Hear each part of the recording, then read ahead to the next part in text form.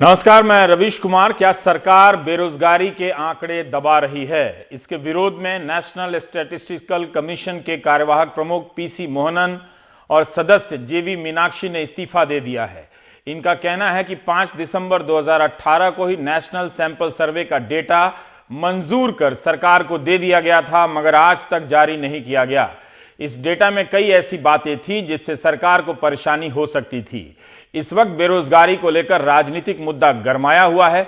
ऐसे में बेरोजगारी के आंकड़े जारी ना करने का आरोप सरकार पर लगे, उसके लिए भी अच्छा नहीं है। इस इस्तीफे के बाद 4 सदस्यों वाले नेशनल स्टैटिस्टिकल कमीशन में अब 2 ही सदस्य रह गए हैं। जेवी Meenakshi Delhi school of economics में प्रोफेसर हैं और PC Mohanan Indian statistical service के सदस्य रहे हैं। इस इस्तीफे के बाद चीफ स्टैटिस्टिशियन प्रवीण श्रीवास्तव और नीति आयोग के अमिताभ कांत ही इस आयोग में बचे रह गए हैं। बिजनेस स्टैंडर्ड के दिलाशा, ईशान बख्शी और सोमेश झा ने पीसी मोहनन का बयान भी अपनी रिपोर्ट में डाला है। मोहनन का कहना है कि हमें कई महीनों से लग रहा था कि हमारी रिपोर्ट को, हमारे काम को गंभीरता से नहीं लिया जा रहा है और हमें किनारे लगाया जा रहा है। नेशनल स्टैटिस्टिकल कमीशन, जिसका दफ्तर दिल्ली में है, इसके फैसले को लागू नहीं किया जा रहा है। बिजनेस स्टैंडर्ड ने लिखा है कि सरकार NSSO, national sample survey office के नए आंकड़े से सहज नहीं थी। आपको याद होगा कि पिछले साल जुलाई में इस कमीशन ने जीडीपी बैक डेटा सीरीज की समीक्षा कर एक नया डेटा दिया था कि यूपीए के समय अब तक की सबसे अधिक जीडीपी यानी 2010-11 में 10.08% हो गई थी, मगर सरकार ने उनकी रिपोर्ट तुरंत ही पलट दी। इस्तीफे का एक कारण यह भी बताया जा रहा है। तो अब आपको पता नहीं कि देश में कितने बेरोजगार हैं, लेकिन महेश व्यास नियमित कॉलम लिखते रहते हैं सीएमआई के, जो बता रहे हैं कि शहरों में बेरोजगारी बहुत ज्यादा है, खतरनाक स्तर पर है और गांव में भी। बेरोजगारी का आंकड़ा पता करने की रिपोर्ट का अगर यह हालत है, तो बेरोजगारों या लोगों को भत्ता देने का डेटा कितना विश्वसनीय होगा, आप अंदाजा लगा सकते हैं। 1960 के दशक से दुनिया भर में यूनिवर्सल बेसिक इनकम को लेकर प्रयोग चल रहे हैं। केनिया में 12 साल से एक प्रयोग चल रहा है। अमेरिका की एक चैरिटी करने वाली संस्था वहां के 21,000 वयस्कों को हर महीने कुछ पैसे देती है और असर देखती है कि उसके खर्च निवेश से उनके जीवन में क्या बदलाव आ रहा है।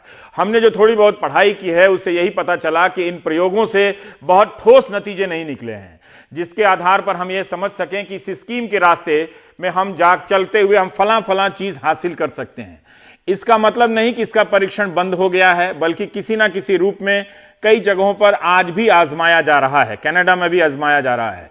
2016 में फिनलैंड और स्विट्जरलैंड ने इस प्रयोग को और आइडिया को ही रिजेक्ट कर दिया। उसी साल भारत के आर्थिक सर्वेक्षण में आइडिया प्रवेश करता है, मगर 2019 के आते आते इसे लेकर बात ही होती रहती है, सरकार कुछ नहीं करती। मगर भारत इसी बीच दुनिया का पहला ऐसा देश बन जाता है जो इसी मॉडल के आसपास कई और मॉडल खड़े हो जाते हैं, जैसे तेलंगाना का रायतू बंधु है और उड़ीसा का कालिया प्रोजेक्ट है। 28 जनवरी को छत्तीसगढ़ में राहुल गांधी ने कह दिया कि देश के स्तर पर हम यूनिवर्सल बेसिक इनकम स्कीम देने जा रहे हैं, गरीबों को हम एक बेसिक इनकम देंगे और कोई नहीं रोक सकता है। अब हम एक ऐसा कदम उठाने जा रहे हैं जो दुनिया की किसी भी सरकार ने नहीं उठाया हुआ, और यह काम सिर्फ कांग्रेस पार्टी कर सकती है। हमने निर्णय ले लिया है कि हिंदुस्तान के हर गरीब व्यक्ति को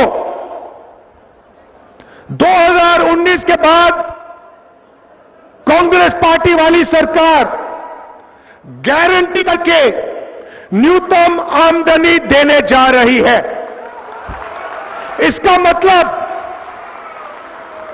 मिनिमम इनकम गारंटी, मतलब हिंदुस्तान के हर गरीब व्यक्ति के बैंक अकाउंट में कम से कम न्यूनतम आमदनी हिंदुस्तान की सरकार देने जा रही है। मतलब हिंदुस्तान में ना कोई भूखा रहेगा, ना कोई गरीब रहेगा। फिर बाद में मीडिया ने रिपोर्ट किया कि गरीबों के खाते में 1500 रुपए हर महीने दिए जाएंगे। इससे सरकार के बजट पर कितना भार पड़ेगा? क्या पुरानी योजनाओं को बंद कर इस योजना के लिए पैसे जुटाए जाएंगे या फिर वो चलती रहेंगी और एक और नई स्कीम जुड़ जाएगी?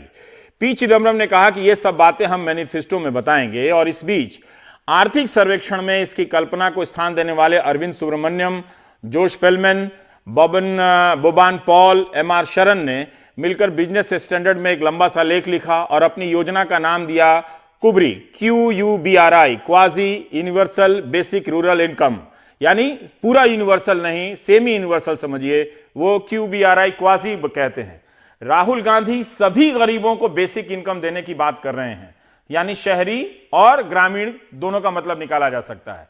फिलहाल के लिए हम मान लेते हैं कि दोनों की बात कर रहे हैं, लेकिन अरविंद सुब्रमण्यम और उनके साथी साफ साफ सिर्फ ग्रामीण भारत के गरीबों को या लोगों को बेसिक इनकम देने की बात करते हैं। ग्रामीण भारत के वो लिखते हैं कि 60 से 80% लोगों को इसके दायरे में लाना होगा।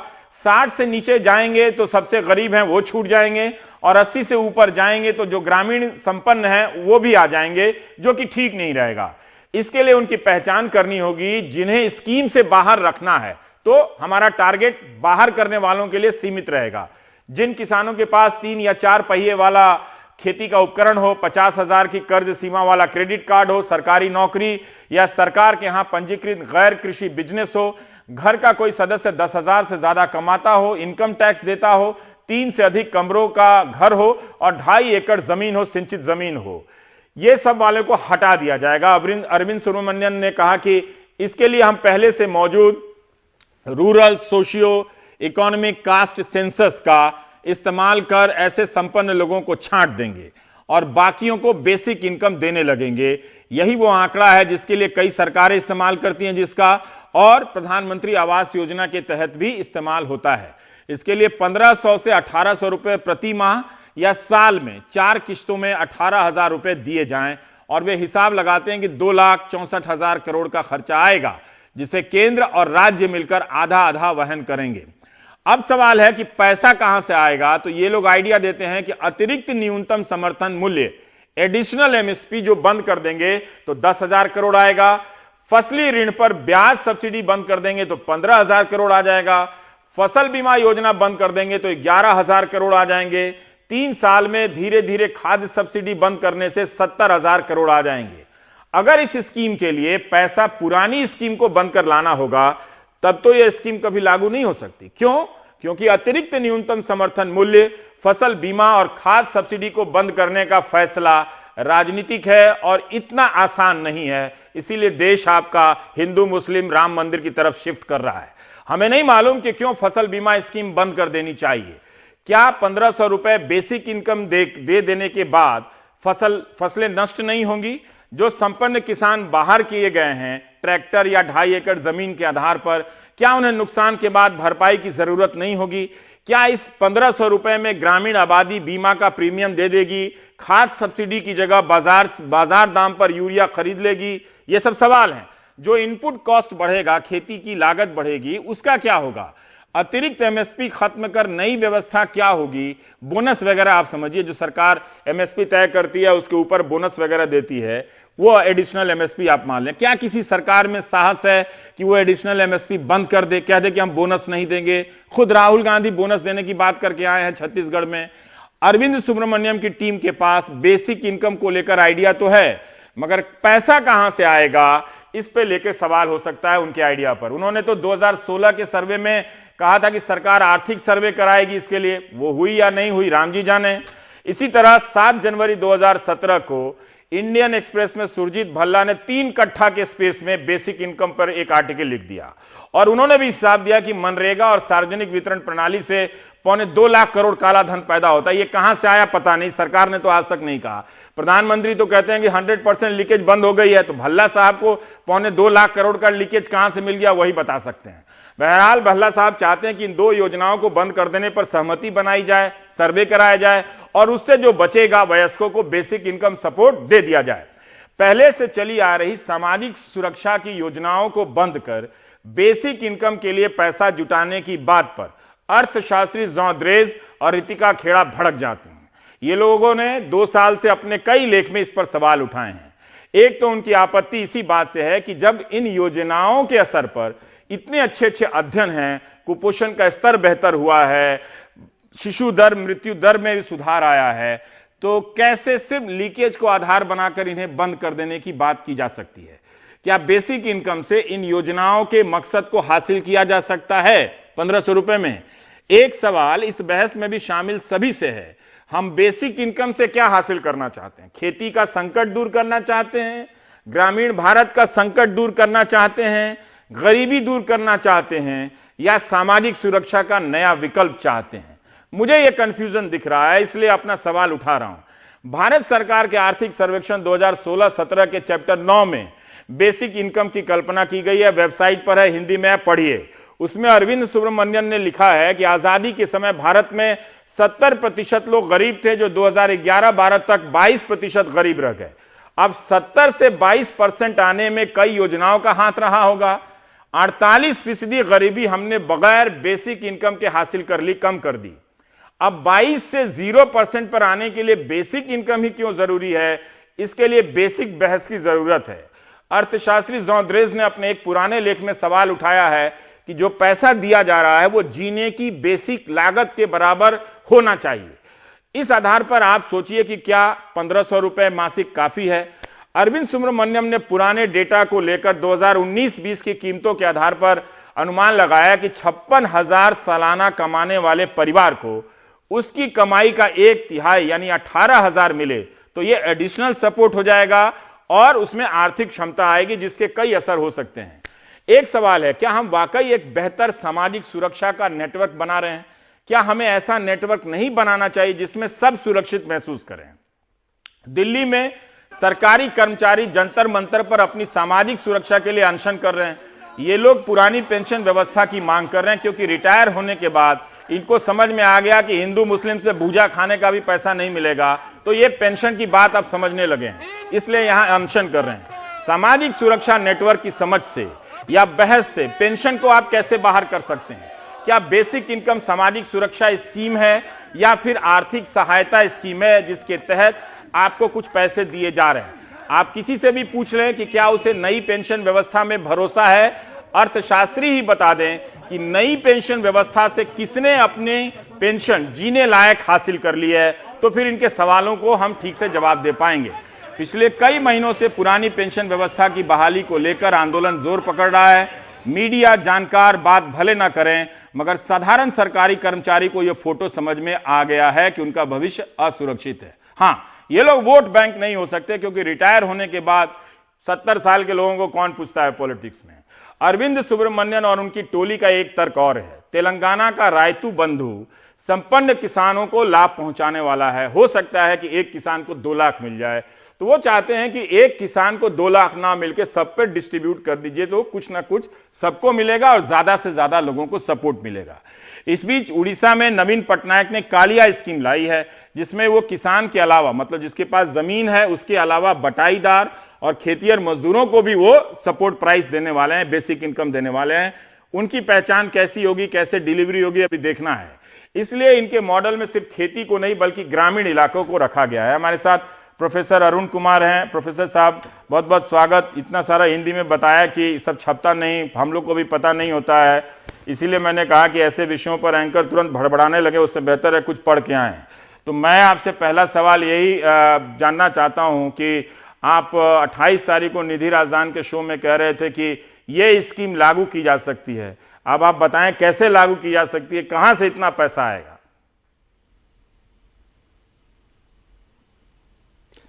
देखिए, देश में साधनों की कमी नहीं है। साधन कहाँ पे हैं और किसके पास है और कैसे खर्च हो, उसकी समस्या है। तो जैसे कि हमारे देश में जो वेल्थ का डिस्ट्रीब्यूशन है वो बहुत ही अनइवन है, जो असमानता है वो बहुत ज़्यादा हो गई है। अभी रिपोर्ट आई कि महज 8 या 9 लोगों के पास इतनी संपत्ति है जो 55% लोगों के पास है, नीचे के 55% लोगों के पास। तो हमारे यहाँ वेल्थ टैक्स ख़त्म कर दिया गया है, एस्टेट ड्यूटी ख़त्म कर दी गई है, गिफ्ट टैक्स ख़त्म कर दिया गया है। अगर आप वेल्थ टैक्स लगाएं तो आपको बहुत पैसा मिल सकता है। दूसरा, काली धन की अर्थव्यवस्था जो है उसमें बहुत ज़्यादा पैसा है जहाँ से टैक्स नहीं आता है। अगर इच्छा शक्ति होगी तो आप वेल्थ टैक्स भी लगा सकते हैं, आप काले धन की कमाई पे भी लगा सकते हैं। और जो ये करीब करीब 1.5-2% की बात है जीडीपी का आपको उठाना है इस स्कीम को कार्यान्वित करने के लिए, वो आपके निकल आएगा। तीसरी बात यह है कि जो फिस्कल डेफिसिट है उसको हमने मान लिया कि 3% होना चाहिए, वो एक तरह से जो लक्ष्मण रेखा बना दिया है, लेकिन कोई वजह नहीं है कि वो लक्ष्मण रेखा वो 4% भी हो सकती है, क्योंकि आज जो अर्थव्यवस्था में जो एक परेशानी का दौर है जिससे कैपेसिटी यूटिलाइजेशन इंडस्ट्री की कम हो गई है, अगर फिस्कल डेफिसिट थोड़ा बढ़ेगा, डिमांड बढ़ेगी, तो उससे हमारा जो अर्थव्यवस्था है उसमें और सुधार आएगा। और अगर ये स्कीम आप लागू करते हैं, अरुण जी, मेरा एक सवाल है, आदमी के हाथ, मतलब हाँ। आपने जो सोर्स बताए वो बड़े आदर्शवादी हैं। हाँ। वेल्थ टैक्स से पैसा कहां से मिले, पैसा लगाए, वेल्थ टैक्स की बात आप कर रहे हैं, काले धन की नीयत समाप्त हो जाए। यहां तो एक IRS के यहाँ 200 करोड़ की संपत्ति मिल रही है, वो बंद नहीं होने वाला है। ये काले धन से बंद हो जाए तो पॉलिटिक्स बंद हो जाएगी, इनको रैली करने के लिए चवन्नी नहीं मिलेगा। तो आप मुझे ये बताइए कि ये तो बंद नहीं होगा, तो फिर कहां से पैसा आएगा? तो अगर आप ये सब नहीं कर सकते हैं तो मेरा जैसे कहा कि आप फिस्कल डेफिसिट को थोड़ा बढ़ने दीजिए, क्योंकि 3% की जो लकीर है वो कोई ऐसा गॉड गिवन नहीं है। वो आप 3% की जगह 4.5% भी कर सकते हैं और उससे कोई अर्थव्यवस्था में गड़बड़ी नहीं होगी, बल्कि फायदा ही होगा, क्योंकि इस समय जो इंडस्ट्री है वहां पे कैपेसिटी यूटिलाइजेशन लो है। जब आप जो गरीब आदमी के हाथ में पैसा देंगे तो कपड़ा खरीदेगा, चप्पल खरीदेगा, बर्तन खरीदेगा, और उससे डिमांड बढ़ेगी और उससे कैपेसिटी यूटिलाइजेशन बढ़ेगा, उससे एम्प्लॉयमेंट बढ़ेगा। तो मेरा मानना है कि इस स्कीम को कार्यान्वित करने के लिए कई तरीके हो सकते हैं, जहां जितनी इच्छा शक्ति हो उसके हिसाब से आप चल के ये कर सकते हैं। तो यानी कि देश में रिसोर्सेज की, साधनों की कमी नहीं है। ये सिर्फ कहां पे है, जैसे कि ऑक्सफैम की रिपोर्ट आई, उसने बताया कि ये जो टॉप, आप कह रहे हैं, आपने एक अलग तरीका बताया। मैंने अभी पढ़ा कि अरविंद सुब्रमण्यन कह रहे हैं कि फसल बीमा बंद कर दीजिए, फर्टिलाइजर सब्सिडी बंद कर दीजिए। उधर भल्ला साहब हैं, वो कह रहे हैं कि आप मनरेगा और पब्लिक डिस्ट्रीब्यूशन सिस्टम जो है उसके भ्रष्टाचार को बंद कर दीजिए या उनको बंद करके पैसा ले आइए। आप कुछ और कह रहे हैं। तो ये पैसा लाने के अलग अलग सोर्स हैं। इसका मतलब ये है कि मैं सवाल आपसे पूछ रहा हूं कि क्या पुरानी सामाजिक सुरक्षा की योजनाओं को बंद करके इसके लिए पैसा लाया जाए या अलग इसका प्रोविजन किया जाए, प्रावधान किया जाए? देखिए, पुरानी जो योजनाएं हैं उसके बावजूद गरीबी चल रही है, तो इसलिए अगर आप पुरानी योजनाएं बंद कर देंगे तो आप एक हाथ से पैसा लेके दूसरे हाथ से देंगे तो उससे गरीबी खत्म नहीं होगी, उससे आप जो सुरक्षा देना चाह रहे हैं गरीब आदमी को वो नहीं मिलने वाली है। तो मेरा मानना है जो गरीब की जो सब्सिडीज हैं वो कंटिन्यू करनी चाहिए। जैसे कि आपने बताया थे कई स्कीम्स हैं जो गरीब के हित की हैं। जो समृद्ध किसान भी है उसकी जो इंश्योरेंस की स्कीम है वो भी नहीं बंद करनी चाहिए, क्योंकि जैसे आपने सही कहा कि कब बरसात कम हो, कब उसकी फसल फेल कर जाए, कब वहां पे पाला पड़ जाए, इसके लिए उसको बहुत जरूरी है। तो मेरा मानना है कि ये जो पुरानी स्कीम्स हैं इनमें जो खासकर जो बिजनेस के लिए हैं, जिसको हम टैक्स एक्सपेंडिचर बोलते हैं, जहां पे 5.5 लाख करोड़ की एक तरह से रियायत मिलती है, जो अपर इनकम क्लासेस हैं उनको एक्साइज में, कस्टम्स में, वहां पे कुछ कमी की जा सकती है 1.5-2 लाख करोड़ रुपए निकालने के लिए। तो यानी कि साधन है। अब ये इच्छा शक्ति पे निर्भर करता है कि आप कौन सी स्कीम से कहां से कितना करते हैं, लेकिन गरीबों की स्कीम पे कुछ मतलब कमी नहीं होनी चाहिए, नहीं तो उसका बहुत गलत असर पड़ेगा अर्थव्यवस्था पे। एक बात मैं जानना चाहता हूं कि अरविंद सुब्रमण्यन कह रहे हैं कि जो ग्रामीण इलाका है उसके 60 से 80% आबादी को दे दिया जाए। जी हाँ। राहुल गांधी कह रहे हैं कि हर गरीब को मिलेगा। तो मान लेते हैं उनके कहने में शहरी गरीब भी शामिल है और ग्रामीण गरीब भी शामिल है, पर इसके बीच में बेरोजगार भी हैं, इसके बीच बहुत सारे लोग हैं। तो ये यूनिवर्सल तो नजर नहीं आ रहा किसी की बात से।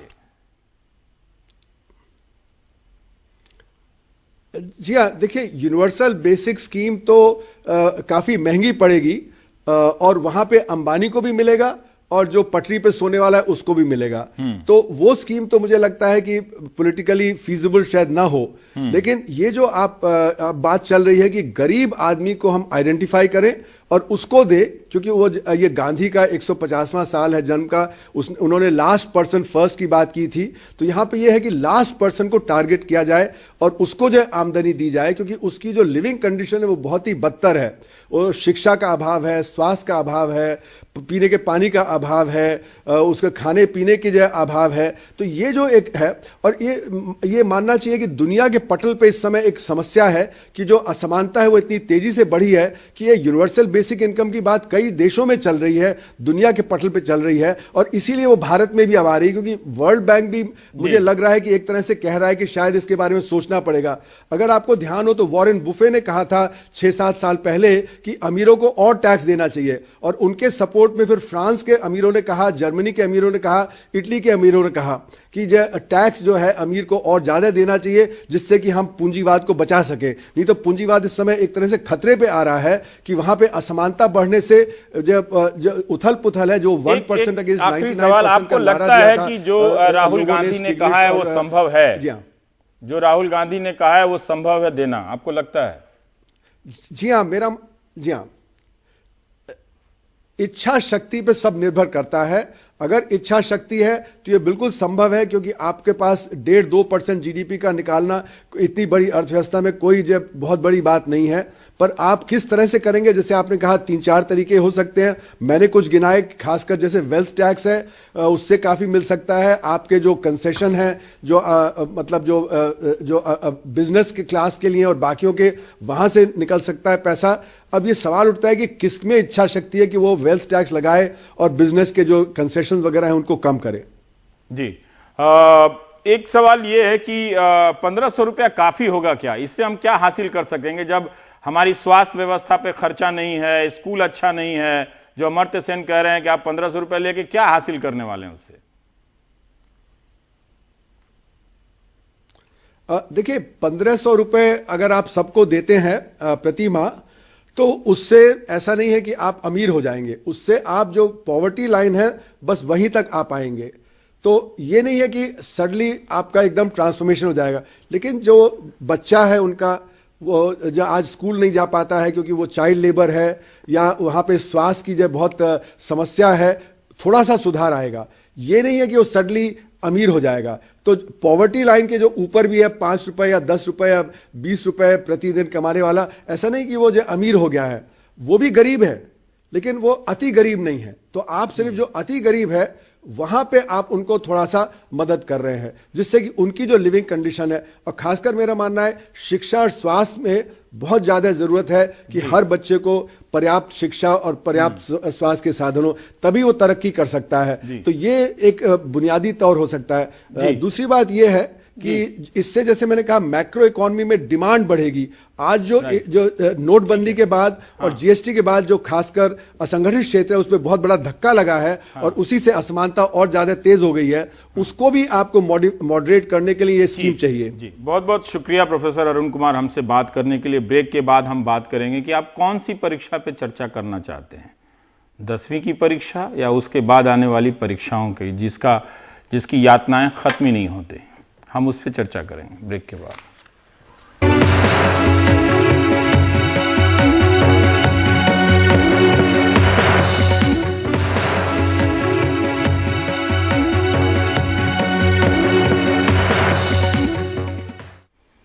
हमारे देश में शिक्षा की हालत खराब है, मगर शिक्षा पर चर्चा नहीं है। 10वीं और 12वीं के इम्तिहान शुरू होने वाले हैं तो परीक्षा पर चर्चा है। प्रधानमंत्री ने आज बोर्ड के इम्तिहान देने जा रहे छात्रों से परीक्षा पे चर्चा की। हमें समझना चाहिए कि बोर्ड की परीक्षा का तनाव क्यों है, उसकी वजहें क्या हैं, क्यों 96 से 99% नंबर लाने का दबाव बढ़ गया है। प्रधानमंत्री ने परीक्षा पर चर्चा के तहत असफल होने पर तनाव लेने से मना किया। माँ बाप से कहा कि तंज ना कसें और सफलता के लिए दबाव ना डालें, संभावनाएं तलाशें मगर उन पर अपने सपने न थोपें। ये सारी बातें अच्छी हैं, मगर शिक्षा और परीक्षा की हालत के हिसाब से देखेंगे तो इन बातों का बहुत मतलब नहीं रह जाता। मैं क्यों कह रहा हूं कि सिर्फ बोर्ड की परीक्षा पर फोकस अच्छा होते हुए भी बहुत अच्छा नहीं था। उसका कारण है कि प्रथम की रिपोर्ट, सरकारी स्कूलों के बच्चे 8वीं में पहुंच के तीसरी की किताब नहीं पढ़ पाते हैं। यह कमी मां बाप की अपेक्षा से नहीं आई है, बल्कि सिस्टम की खराबी से आई है। क्या प्रधानमंत्री ने उन सरकारी बच्चों से भी कुछ कहा, या सीबीएसई के प्राइवेट स्कूलों के बच्चों से संबोधन कर एक खास तबके को अच्छा संदेश भर दिया? इन छात्रों को भी पता है कि 12वीं के बाद भारत में अच्छे कॉलेजों की संभावनाएं समाप्त के बराबर हो जाती हैं। दिल्ली के बाहर के कॉलेजों में टीचर नहीं है, और हैं भी तो पढ़ाई का स्तर बहुत खराब है। अगर 96 से 99% अंक नहीं आए तो कहीं अच्छे कॉलेज में एडमिशन नहीं मिलेगा। इसलिए परीक्षा का दबाव बढ़ता जा रहा है। यही नहीं, बोर्ड की परीक्षा के बाद कॉलेज खराब मिलेंगे, कॉलेजों की परीक्षा का पता नहीं चलेगा। बिहार की कुछ यूनिवर्सिटी में तो 5-5 साल से बीए के इम्तिहान पूरे नहीं हुए हैं। वहां के बर्बाद छात्रों को हम क्या आश्वासन दे सकते हैं? इसलिए जरूरी है कि प्रधानमंत्री बोर्ड की परीक्षा पर चर्चा ना करें, बल्कि शिक्षा पर चर्चा करें।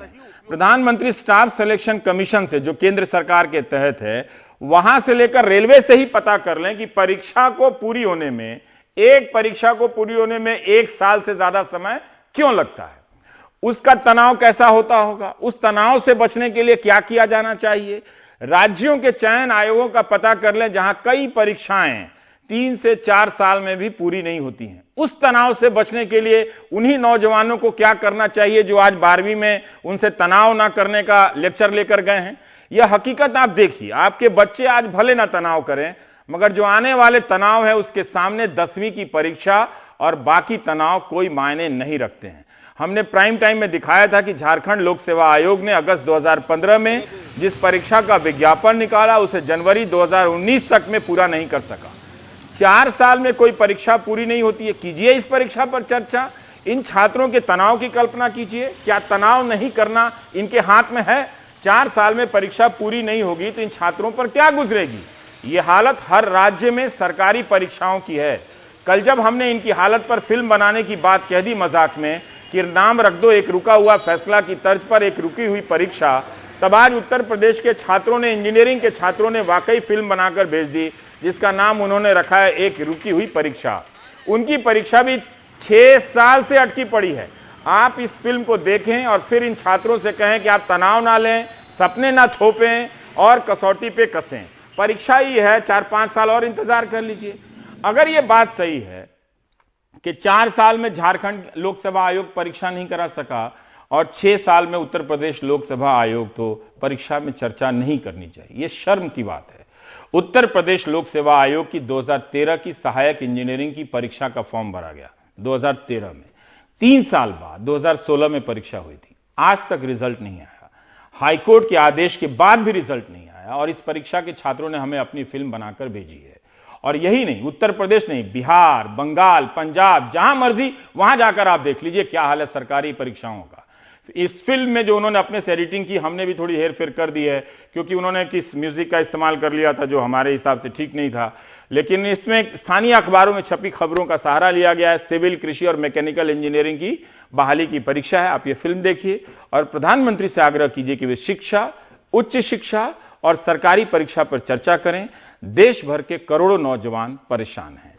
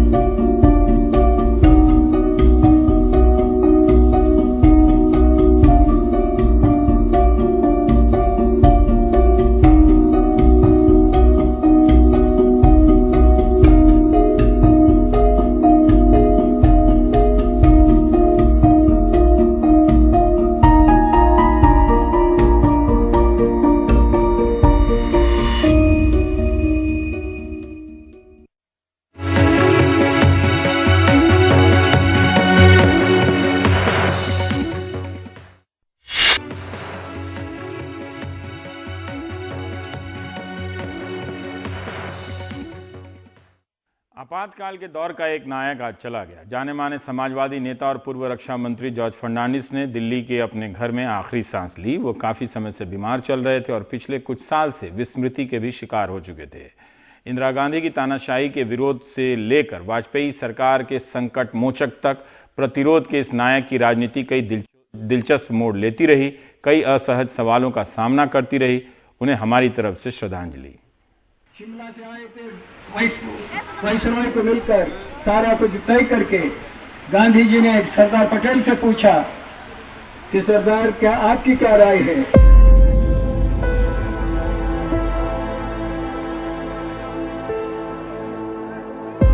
उसने एक भटके हुए धूमकेतु की तरह जीवन जिया। वो पादरी बनने निकला, लेकिन चर्च के पाखंड देखकर उसने रास्ते बदल लिए। एक समय मुंबई की टैक्सियां उसके इशारे पर चलती थीं। एक समय देश की ट्रेनें उसके इशारे पर रुक गई थीं। उसके नेतृत्व में हुआ रेल कर्मियों का आंदोलन भारत के मजदूर आंदोलन में किसी दंत कथा की हैसियत रखता है। कहते हैं उस आंदोलन में 15 लाख मजदूर शामिल हुए थे और इंदिरा गांधी की सरकार ने उस आंदोलन को बहुत बेरहमी से कुचलने की कोशिश की थी। लेकिन जॉर्ज फर्नांडिस जैसे चलती फिरती बगावत का नाम थे। 60 के दशक में भारत में मध्य वर्ग की पहली हताशा और मोहभंग के बीच जिन कुछ जुझारू लोगों ने उम्मीद जगाई, उनमें जॉर्ज भी एक थे। उनको देखकर, उनको सुनकर लगता था कि हालात बदलेंगे, कि हालात बदलने वाले लोग हमेशा बने रहेंगे। बेशक हालात बदले। इमरजेंसी के खिलाफ इस देश ने जो लोकतांत्रिक जंग लड़ी, उसके नायकों में जॉर्ज भी एक थे। बड़ौदा डायनामाइट केस के नाम पर इमरजेंसी के दौरान जेल काटने वाले जॉर्ज ने जेल से ही मुजफ्फरपुर का जो चुनाव जीता, वो भी भारतीय राजनीति में प्रतिरोध की बार बार दोहराई जाने वाली कथा है। इसके बाद जॉर्ज जनता पार्टी सरकार में मंत्री बने और कोका कोला को देश से बाहर कर दिया। लेकिन इसके बाद से जॉर्ज की कहानी बदलती है। हम पाते हैं कि कभी इंदिरा गांधी के अलोकतांत्रिक रवैये से मुठभेड़ करने वाला हमारा नायक वैसी ही अलोकतांत्रिक प्रवृत्तियों के साथ होता जा रहा है। यह भारतीय राजनीति में एक विडंबना का क्षण है। जो कांग्रेस का विरोध करने निकले थे, वो कांग्रेस जैसे हुए जा रहे थे। जो फांसीवाद के खिलाफ खड़े थे, वो फांसीवादी प्रवृत्तियों से आंख मूंद ले रहे थे। जॉर्ज को भी हमने ये करते देखा। बेशक वो अपनी तरह के अद्भुत देशभक्त थे। जब वो देश के रक्षा मंत्री बने तो दुनिया के सबसे ऊंचे जंगी मैदान सियाचिन तक बार बार जाते रहे। बर्फानी चोटियों पर अपने जवानों का हौसला बढ़ाते रहे। वो अटल सरकार में रक्षा मंत्री बनाए गए, लेकिन एनडीए के संकट मोचक बन गए। फादर ग्राहम स्टेन्स और उनके 2 बच्चों की निर्मम हत्या पर उनका रुख उनके प्रशंसकों को निराश करने वाला था। बाद के दौर में तहलका के स्टिंग ऑपरेशन ने उनके अब तक साफ रहे दामन पर कुछ कालिख भी लगा दी। उन्हें इस्तीफा देना पड़ा और लौटने के बाद विपक्ष का सामूहिक बहिष्कार झेलना पड़ा। क्या ये सब जॉर्ज फर्नांडिस की निजी विफलताएं थीं, या इसके पीछे कोई बड़ा दुष्चक्र भी काम कर रहा है? इस सवाल पर विचार करें तो पाएंगे कि भारतीय लोकतंत्र में धीरे धीरे वो बड़ा विचार तिरोहित होता जा रहा है, जो एक अखिल भारतीय सपना रचे और उसमें सबके रचने बसने की जगह निकाले। ऐसे में छोटे छोटे संघर्ष और मोर्चे बचे हैं, जहां तैनात सिपाही अपने अपने हिसाब से अपनी लड़ाइयां चुन और लड़ रहे हैं। इंदिरा गांधी से लड़ने चले जॉर्ज ने भी जब देखा कि बड़ा सपना बिखर गया है, तो अपनी पार्टी बनाई और अपने छोटे से संघर्ष में लग गए। उनकी जिद उनको लगभग वैचारिक शत्रुओं के खेमे में ले गई, जहां उन्हें तरह तरह के पराभव झेलने पड़े। हालांकि पिछले कई बरसों से वो इन सब से परे हो चुके थे। उनके जीवन में याद रखने लायक जो चमकदार लम्हे थे, वे भी उन्हें याद नहीं रह गए थे, और जो भुला दिए जाने लायक लम्हे थे, वे भी वो भूल चुके थे। विस्मृति का यह सुख हो या यातना, इन दोनों से मंगलवार सुबह वो मुक्त हो गए। मृत्यु सारी लकीरें मिटा देती है। फिर भी जॉर्ज जब भी याद किए जाएंगे तो उनकी बगावत का अंदाज भी याद आएगा, और ये मायूसी भी घेरेगी कि हमारे देखते देखते कितने शोले राख में बदल गए, कितना सारा सोना मिट्टी हो गया।